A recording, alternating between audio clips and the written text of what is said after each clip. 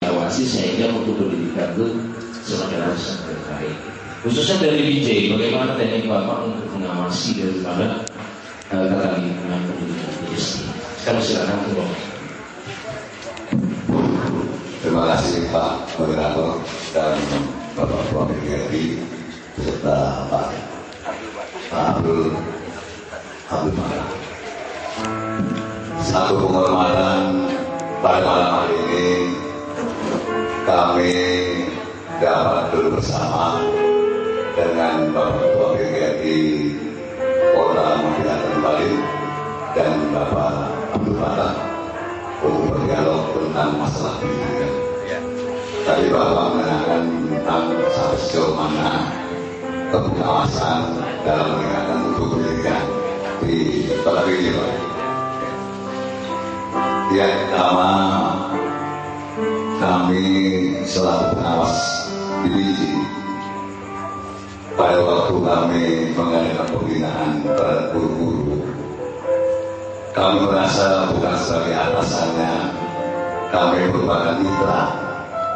Jadi sehingga antara pengawas dengan guru tidak ada. Jadi artinya tidak ada kaitan antara guru dan pengawas. Betul. Jadi merasa agak nyaman dan mereka itu merasa tenang segala. Kami itu sebagai pengawasnya Pak dari data. Di dalam hal itu kami lakukan memang sejak kami menjadi pengawas SD di Kota BIJ.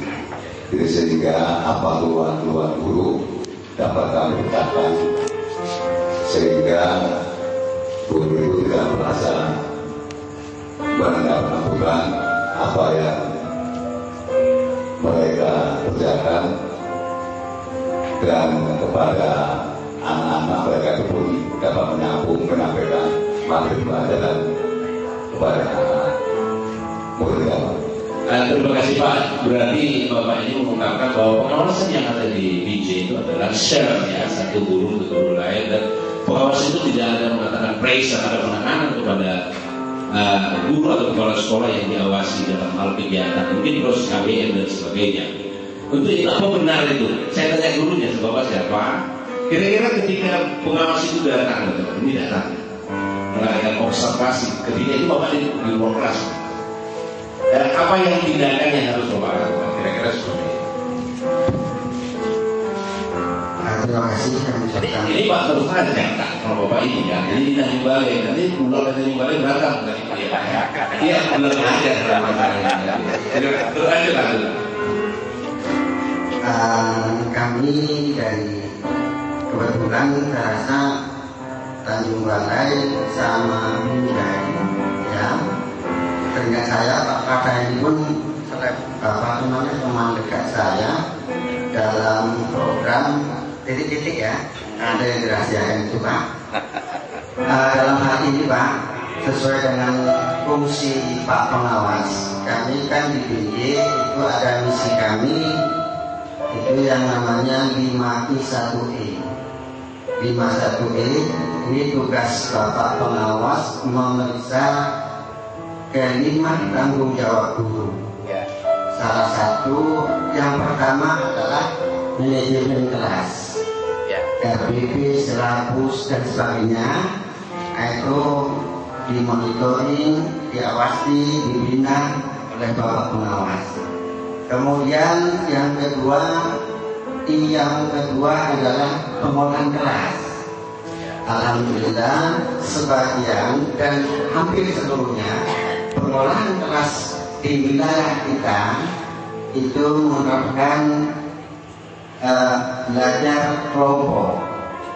Itu tergantung dengan materi yang diajarkan. Dan yang ketiga yang dimonitor atau diawasi oleh Bapak Pengawas ini adalah mengenai proses pembelajaran. Ini juga kami terapkan yang istilah sekarang yaitu pembelajaran Python.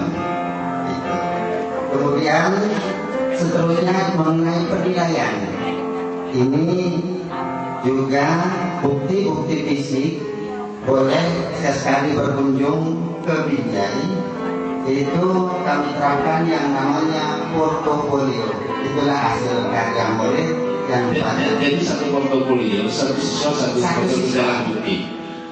Kalau kita perhatikan satu siswa 30, berarti file yang ada tergantung mungkin itu 20 biji. Kalau dikasihkan kotak file tadi di rumah, berarti 30 biji. Kan itu. Saya potong aja Pak ya kan. Apa Anda pernah melaksanakan seperti itu di Tanjung? Kami silahkan dulu karena kalau ini teman nih, ini kan teman. Saya sengaja dari pengawas dan guru berkakak beliau ibu bapak ini hafal 5 tahapan yang diawasi. Bagaimana bapak itu? Jangan dulu pengawasnya, gurunya dulu. Pernah itu terjadi? Baik, assalamualaikum warahmatullahi wabarakatuh. Pertanyaan dari moderator ini memang agak berat tapi mewakili guru-guru Tanjung Balai. Sedikit itu saya bongkar. Jadi tadi ada apa hubungan saya dengan Pak Ramin? Sebenarnya nggak ada. Kami satu jenis kelamin, nggak ada yang rahasia. Tapi yang jelas hubungan kami itu pernah dia menjadi guru saya. Walaupun pada artiannya adalah kami itu sebaya. Tapi biasalah guru itu saling sharing. Kadang saya memberi, kadang juga dia memberi. Kali itu beberapa tahun lalu Pak Ramin beserta rombongan dari DBE 2 yang datang ke Tanjung Balai memperkenalkan bagaimana program pembelajaran sebenarnya intinya PAIKEM. Ya kali itu memang mereka menyampaikan beberapa poin-poin perubahan dalam pembelajaran dan hal ini disambut baik dan ditekankan oleh Kepala Dinas Kami Bapak Hadir Sinambe, di mana dalam pembelajaran itu jelas sangat fokus terutama Kepala Dinas kami kepada satu bidang yang ini, matematika. Sehingga pada kali itu saya dipercayakan untuk bagaimana mengkoordinir teman-teman di Tanjung Balai agar pertama yang diharapkannya adalah matematika, guru matematika itu jangan ditakuti, itu dulu. Setelah beberapa bulan dicobakan di sana, alhamdulillah ada perubahan bahwasanya guru matematika nggak ditakuti lagi.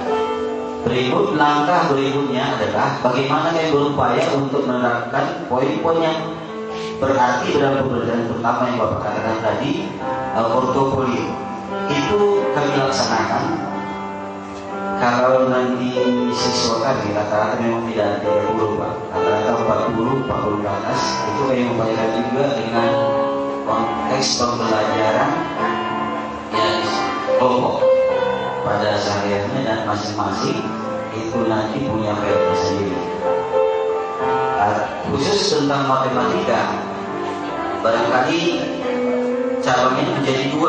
Pertama pengetahuan matematika, yang kedua bagaimana memenangkan target Olimpiade matematika. Ini menjadi target beban kami karena pada sehariannya memang dibebankan kepada saya untuk bagaimana kemenangan Olimpiade matematika di tingkat provinsi. Ya alhamdulillah belum pernah berangkat ke Jakarta. Tapi namun selalu berada di tingkat 3, 4, 5 atau 6. Lalu tadi pertanyaan Pak moderator, apakah tadi ini dilaksanakan Tanjung? Jawabnya ya. Kenapa iya? Karena nampak setelah dicobakan beberapa bulan hasilnya jelas bahwasanya bukti pembelajaran itu ataupun bukti-bukti pembelajaran yang harus terapkan pada anak itu nampaknya anak menerima dengan senang hati, juga guru melaksanakannya juga dengan senang hati dan dapat dipertanggungjawabkan kepada orang tua siswa melalui portofolio tadi. Jadi sebenarnya jawabannya hampir sama nih. Nah sekarang saya mau tanya ini kepada ketua BGN sekarang ini. Bapak ini tadinya baru kalau hitung menit ya, hitung menit. Kalau dihitung menit, Bapak ini kan mantan kepala sekolah, pernah diawasi. Sekarang baru jadi pengawas, tapi belum pernah mengawas nih, karena baru duduk. Kriteria pengawasan itu kan apa? Pola-pola pengawasan yang diberikan berdasarkan program dan jalur-jalurnya itu Bapak ini nggak pernah. Yang kita tanya kepada Bapak ini, bagaimana perasaan Bapak yang tadi jadi awas jadi pengawas? Ini yang perlu kita ungkap. Ini kan ada balas dendam kadang-kadang. Ini perlu diungkap. Tekniknya belum didapat ini. Tapi udah duduk pengawas dan belum datang pengawas. Bagaimana perasaan Bapak selama sudah tidak lagi kepala sekolah yang tadinya diawasi, sekarang Bapak sudah masuk pengawas. Sementara belum berjalan ini, dari perasaan aja. Ini masalah perasaan.